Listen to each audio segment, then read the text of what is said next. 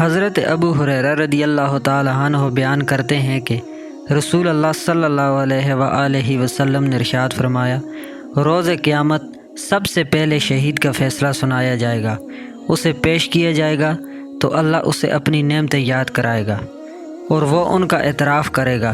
پھر اللہ فرمائے گا، تو نے ان کے بدلے میں کیا کیا؟ وہ عرض کرے گا، میں تیری خاطر جہاد کیا حتیٰ کہ مجھے شہید کر دیا گیا۔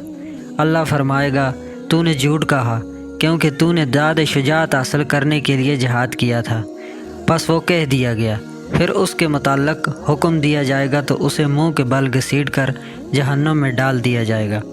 دوسرا شخص جس نے علم حاصل کیا اور اسے دوسروں کو سکھایا اور قرآن کریم کی تلاوت کی، اسے پیش کیا جائے گا تو اللہ اسے بھی اپنی نعمتیں یاد کرائے گا۔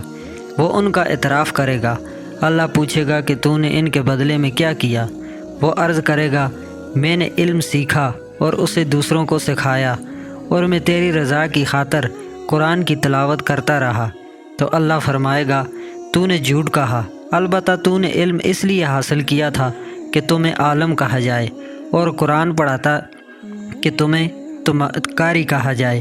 وہ کہہ دیا گیا۔ پھر اس کے متعلق حکم ہوگا کہ اسے منہ کے بل گھسیٹ کے جہنم میں ڈال دیا جائے۔ اور تیسرا وہ شخص کہ جسے اللہ نے مال و زر کی جملہ اقسام سے خوب نوازا ہوگا، اسے پیش کیا جائے گا تو اللہ اسے بھی اپنی نعمتیں یاد کرائے گا۔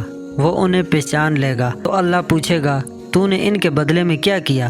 وہ عرض کرے گا، میں نے ان تمام مواقع پر تجھے خرچ کرنا پسند تھا، وہاں خرچ کیا۔ اللہ فرمائے گا، تو نے جھوٹ کہا، تو نے تو اس لیے خرچ کیا کہ تجھے بڑا سخی کہا جائے۔ پس وہ کہہ دیا گیا۔ پھر اس کے متعلق بھی حکم ہوگا کہ اسے بھی منہ کے بل گھسیٹ کر جہنم میں ڈال دیا جائے۔